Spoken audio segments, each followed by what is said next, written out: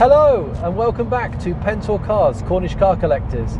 Now, if you watched our video about the E46 330 Ci, then you'll know that this is Graham and you'll know where we're going.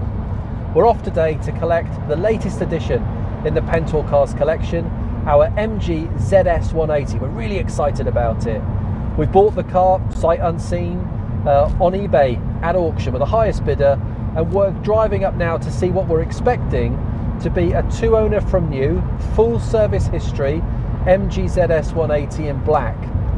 Now, we haven't seen it yet, we haven't heard it run, we haven't started it, we haven't driven it. So join us as we travel from Cornwall up to Aldershot. We've got about 100 miles to go to view the car for the first time and hopefully to buy it and bring it home. And it's going to sit so nicely in the collection as we already have a ZR 160, a ZT 260 and an MGF Trophy 160, all of which will feature on the channel really soon. If you haven't already done so, please do subscribe to the channel, click like on this video and do leave us a comment. We mean it when we say we love to hear from you. But for now, as I say, we've got about 100 miles to go, so it's stopped raining. Hopefully we get to see the car in the dry, but join us as we go and look at this MG.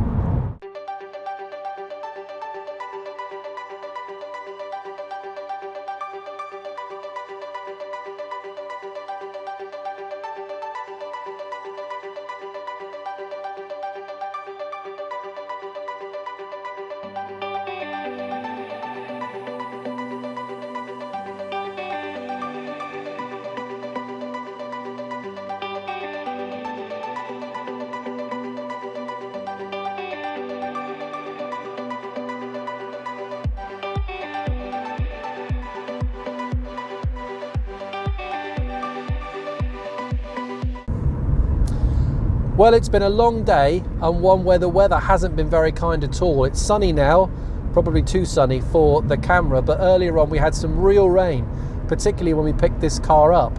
But there we go. It's been a good day because we bought the car and we're driving it home. Had a nice chat with the previous owner, decent look around the car, and I've got to say, mechanically, it's spot on. It's such a together car. Starts and runs really well. The temperature gauge is exactly where you need it to be. Steering feels sharp. Clutch is good. Gearbox is good. No bangs or wallops from any of the four wheels. It's really driving nicely.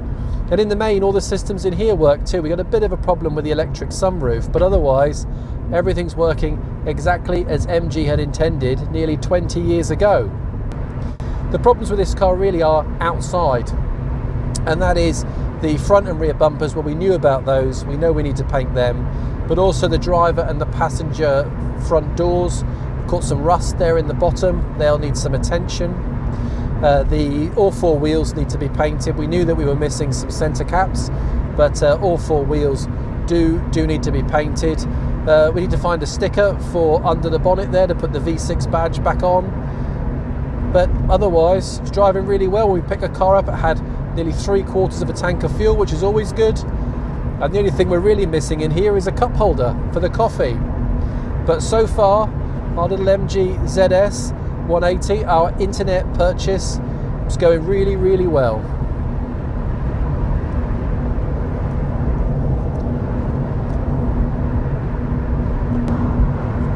Wow, it looks like we're coming up on a Rover 75 estate. It's the first Rover or MG that we've seen in our near 360 mile round trip today. And yes, it's a V6. How lovely.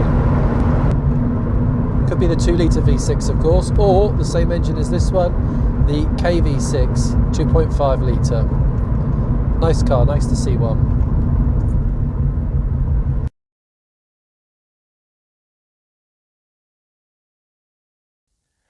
Well, it's been a few weeks since we bought this lovely MG ZS 180.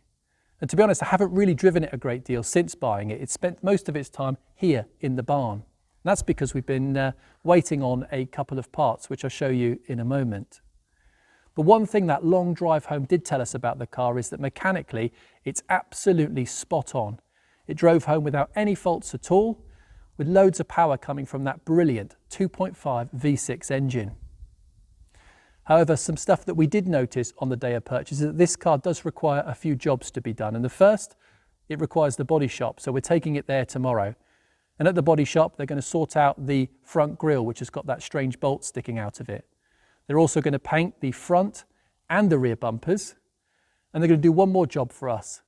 And to see what that is, we need to head around the back. So let's take a look. Now, I'm sure you'll agree the car looks great here around the back. But there's one thing missing. When you went into MG Rover back in 2001 and you ordered yourself an MG ZS 180 Saloon, it came with two spoiler options. You had this, the conservative spoiler, and you had the option of the extreme spoiler. And in my view, every MG ZS 180 Saloon deserves the extreme spoiler. So we've gone and we've bought one. We managed to get it from the MG ZS owners page on Facebook, and here it is. And it's being fitted tomorrow. We cannot wait. Now, a couple of other things we've had to do. We've had to dry the boot out. The car's letting in a little bit of water, so we'll sort that out. We also need a new gear knob, and we've already got a couple of new center caps for the alloy wheels. So join us as we take this one now into the body shop and have this work done.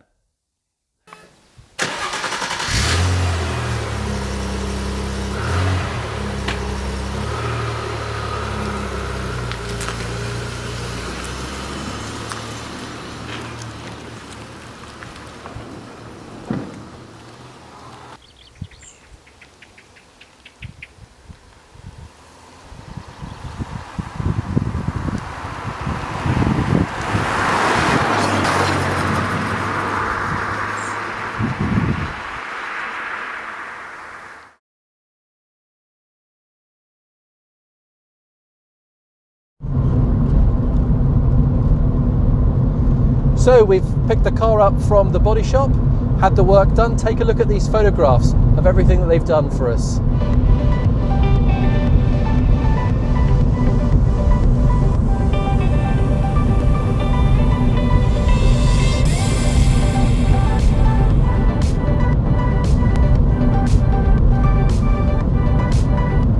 Do you know, having the front grille, the front bumper and the rear bumper painted has transformed the outside of this, well, once tired exterior of this 20-year-old car. But there's one job that we've had done which is proving, well, something of a hazard, because I keep finding myself, instead of looking forward at where we're going, I keep looking through this mirror back out over that, well, that fantastic over-the-top extreme spoiler. What a view.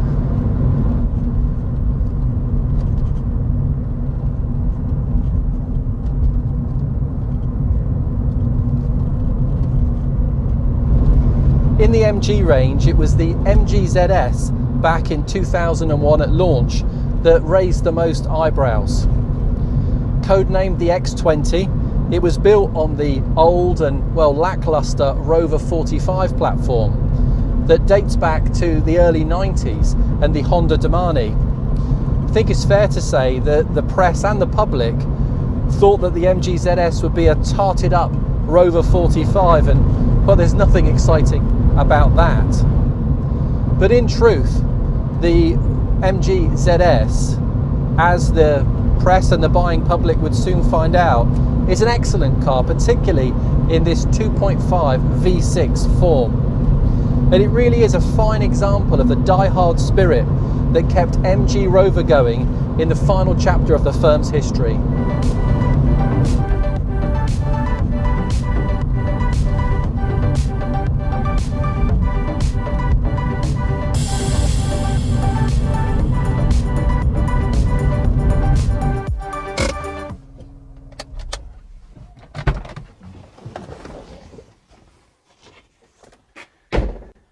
Now, with its trademark MG Rover quad headlamps, the front spoiler, the front fog lamps and that mesh grille, the front end of this car really did look the part. But all you got to do is take a walk down the side, past the 17-inch straight alloy wheels, and you catch a glimpse of that big wing on the back that was just so on point back in the 2000s. In fact, if you squint a little bit, well, it kind of looks like a cut price Subaru Impreza WRX, and that can't be bad. The ZS drove great as well, with the vast majority of the motoring press back in 2001 favouring the ZS over the nimble MG ZR and the big boy in the range, the MG ZT. Autocar magazine in 2001 described the MG ZS as the finest handling front-wheel drive car on the market right now. Even Top Gear loved it. Racing driver Tiff Needell said that to get a car that's this quick, this much fun, and that handles this well anywhere else will cost you a lot more money. It really is that good. So what made it so good? Well, the double wishbone, fully independent suspension meant the ZS handled extremely well and really gripped the road. The steering is sharp and accurate thanks to the extensive development that went on in pre-production testing. And finally, the MG ZS was able to take Rover's 2.5 litre 6-cylinder KV6 engine, delivering 177 brake horsepower, an engine which is renowned for its linear and effortless power delivery. This was a lot of power for a small car, but thanks to the true wizardry of the MG Rover engineers, and despite their tiny budget, they built a car that could handle it. 0 to 60 comes up in 7.3 seconds, and it comes with a fabulous V6 soundtrack. And the car was cheap too. £22,000 got you in this range-topping V6. It's not all about the MG ZS 180 though.